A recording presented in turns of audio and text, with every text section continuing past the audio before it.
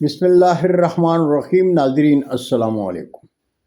YouTube ادب channel قلم قافلہ پاکستان میں ہوں گل بخشال. پیش خدمت ہے میری کہانی میری زبانی. تصنیف جادے کا تیرا امریکہ، قسط نمبر 25. ناظرین، نیو یارک باسٹن سے کوئی 400 میل کی دوری پر ہے اور میں پہلی مرتبہ اتنی لمبی ڈرائیو کرنے جا رہا تھا. 4 گھنٹے کے طویل اور مسلسل ڈرائیوز کے بعد ہم بخیریت محمد اشرف سہیل صاحب کے گھر پہنچے. اشرف سہیل صاحب اور ان کی اہلیہ طیبہ اشرف صاحبہ نے ہمیں خوش آمدید کہا.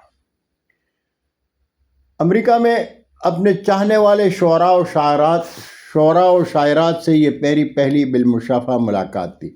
مشاعرے کے بعد شریک مشاعرہ خواتین و حضرات نے کھانا کھایا اور دوسرے شعراء و شاعرات کے ساتھ میں اور محمد حنیف صاحب نے بھی محمد اشرف سہیل صاحب سے اجازت لی اور واپس باسٹن کے لیے روانہ ہو گئے. رات کے 12 بجے تھے. ہائی وے پر رات جاگ رہی تھی اور ٹریفک سو رہی تھی. ہم کوئی 4 بجے باسٹن پہنچے تو حنیف صاحب کہنے لگے کچھ دیر آرام کر لے پھر چلے جانا، لیکن میں نے مشاعرے میں ساتھ جانے پر ان کا شکریہ ادا کرتے ہوئے کہا اگر آپ ساتھ نہ جاتے تو امریکہ میں اپنے چاہنے والوں سے ملاقات ممکن نہیں تھی. محمد حنیف صاحب سے اجازت لے کر میں سیلم چلا آیا.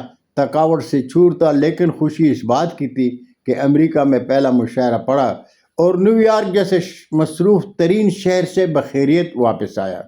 امریکہ میں مشہور ہے کہ جو شخص امریکہ کے نیو یارک میں ڈرائیو کر کے خیریت سے لوٹ آئے تو وہ بہترین ڈرائیور ہوتا ہے، اور میں ان بہترین ڈرائیور میں سے ایک ہوں.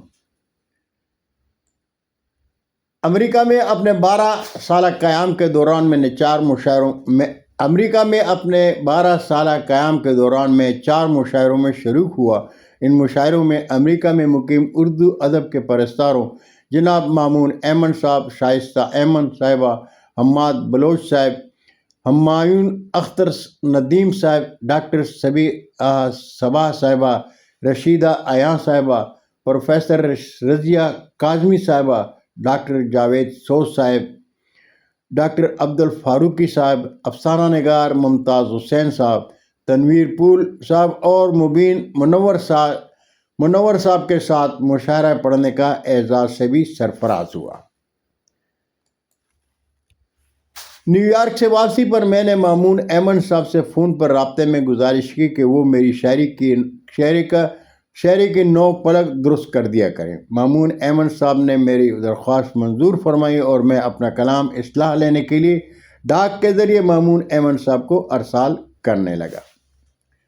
امریکہ میں قیام کے دوران میں نے باراک اوباما کے پہلے کالے صدر منتخب ہو جانے پر قوم سے ان کے پہلے خطاب اور کالوں کی غلامی سے سلامی تک کی کہانی کا منظوم ترجمہ بعنوان تبدیلی اور عالمی شہرت یافتہ شاعر احمد فراز کی غزلوں کی زمین میں حمد و نعت کا مجموعہ گلزار محمد جناب مامون ایمن صاحب کی مشاورت میں شائع کیا.